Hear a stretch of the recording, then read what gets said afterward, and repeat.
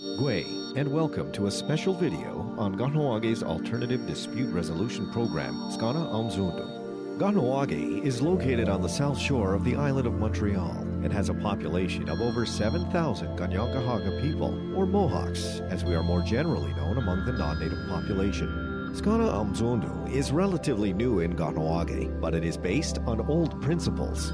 A group of individuals who either worked in the Kahnawà justice system or simply had an interest got together in the late 90s to look at ways to do things differently, and in January 2000, Kahnawà's Skana Amzundu program was born. The organizer of that group was Mr. Ron Skye, who is the current Director of Justice Services in the community. There was some work that was done in relation to mediation or restorative justice practices in the mid-'80s, around 1986, and it was kind of put on a shelf for a lot of years. Then in 1998, the Justice Commission did a consultation with the community on what they felt or what they perceived justice should be in our community. And at that time, there was kind of the resurrection, if you would, of having processes, specifically mediation and arbitration, to be used within our current justice system in resolving conflict. Dale Dione was one of those who attended the group sessions and showed so much interest and was so involved, she ended up being hired to help officially create the Skana Amzundu program for the community. Well, actually, the idea of Skana Amzundu, for me anyway, personally, came earlier on, say in the 80s. In the 80s, there was several consultations in the community and like task force, people interested in justice.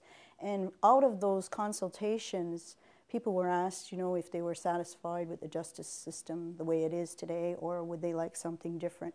And I guess the end result came overall was people did not like the system that we had and would like to see something more culturally relevant and something that would be based on our own way of doing justice from the past rather than using the Western system. Because during that period of time, we were very much divided, I think, here in Kahnawà between I know a lot of people don't talk about this too much, but between the people of the Longhouse and the people who followed the band council system. So there was a lot of conflict there. So these are some of the things that I had learned, and I said, wow, this would be the greatest thing to pull our people together, because the idea of bringing peace to each other, I mean, we're all one people, but we have all these other things pulling us apart. And justice is the social fabric, really, that makes a nation who they are. So I always felt that our justice system should reflect the culture of the people. So there was a large number, maybe 25, 30 people who took the training, and it was done at community services. So after that, people were really excited about this way of doing things, because it really reflected the way in which we had done things in the past. But I went to see some elders at the Elders Lodge, my mother, Frances Dione, and then her neighbor was Dione-Dell. They had the word for me. They said, Skana Amzundu. And really it means to become peaceful again. So that's what we use as the umbrella for the whole process of alternative dispute resolution. And within that, we could have mediation, justice forums, peacemaking circles. So that's how that evolved. Davis Montour worked with Dale for several years before she retired in 2011. Well, step one is really like the information gathering phase. It's about getting the information around what happened, and usually that comes in the form of an intake. Normally we get intakes from the peacekeepers, from the court, but more and more we're seeing a lot of self-referrals where people are actually consulting for restorative justice forums before they've gone to the police or before there's charges pressed. And in that phase, the intake phase, we really do a lot of information gathering. We meet with whoever comes in first, whether it's the victim or offender, whoever's requesting. We take the information, we ask all the relevant questions so that we can get as much detail out of the situation as we can. And what we also do is to ask for what kind of result they're seeking. Because in the restorative justice process, people are somewhat in control of the outcome. In the regular justice system, the justice system that's mainstream right now, people aren't necessarily in control of the outcome. They don't necessarily have a say in what's going to happen. Whereas here, because they're more in charge of the process, we get to ask those kinds of questions. From there, depending on what type of situations come in, we'll meet with all the individual parties who were affected or who were a part of whatever incident happened. If it's a family issue, let's say like a property dispute of some sort, we'll meet with all the relevant people and gather as much information as we can.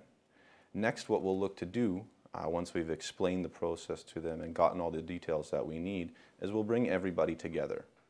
And in that meeting, what we'll do then is basically look for what kind of solution we can find. And that comes from the people that are there themselves. The role of the facilitator in a restorative justice forum is more to be, I guess, like a guide, rather than what you would see in a regular court system where the lawyers and the judges are more of like an authority figure. So we really just guide the process and make sure that people are speaking, people are being heard, people get to ask the questions that they want answered, and to keep everybody focused on the outcome and what type of solution they'd like to see to whatever issue they've brought in. The great thing about restorative justice forums is at any point during the process, if someone is not comfortable with how things are going, they have the control to put a stop to the proceedings. If they feel the other party is not, say, being honest or anything like that, we can put an end to it, and then we can look to address that.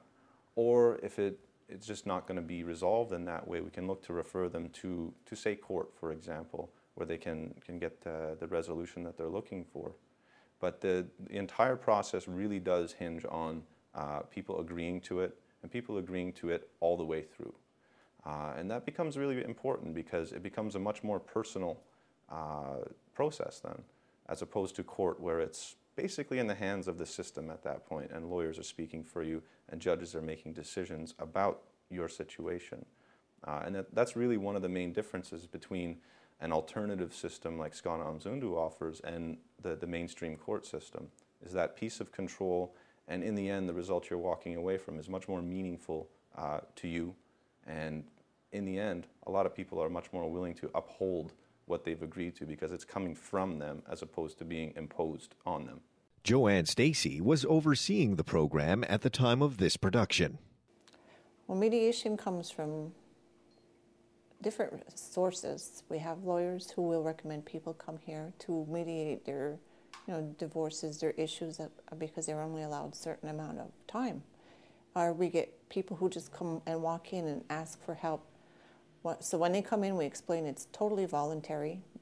All parties involved with the conflict or the issue have to be willing to participate. So we'll sit down, we'll meet with each individual, find out what is the issues, what are the issues, what has been the issues that led them up to the process that is taking place now. And we'll meet with them, and then we schedule a time later where we meet with them together. And we'll take each issue individually and we'll deal with what it is. If it's a conflict today, but it's been festering for years, we'll look at how it started and how the process has led them to where they are today. And then we work together on solving whatever the issue is, one at a time. We don't try to do it all at one shot. And it's a process that may take 1 or 2 hours, or it can take 5 or 6 hours. We're not very specific about making it fit within a time frame. These services are available to the community, so we try to make it as flexible for time-wise for their schedules and what their needs are. What do you consider a successful outcome?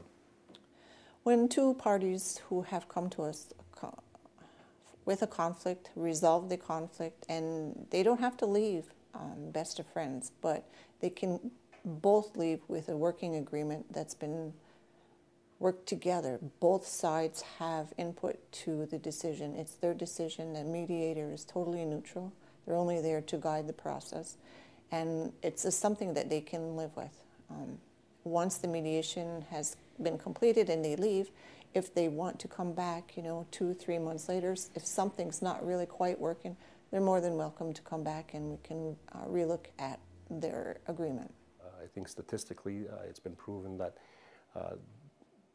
having the option of using other processes within the justice system does prove beneficial not only to the individual but to the community as a whole. Does everyone feel comfortable using it? Not necessarily.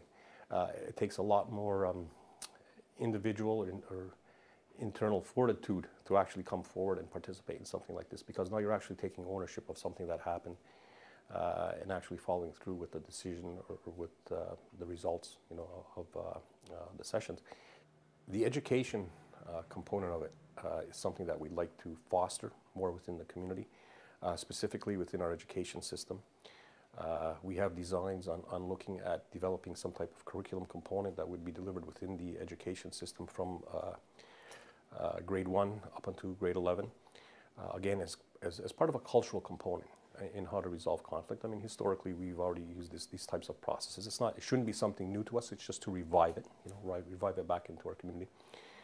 And essentially evolving or developing that type of system to incorporate all aspects of conflict. And I'm not specifically speaking to issues of a social context or nature, but utilizing it across the board for criminal, penal, social, family issues.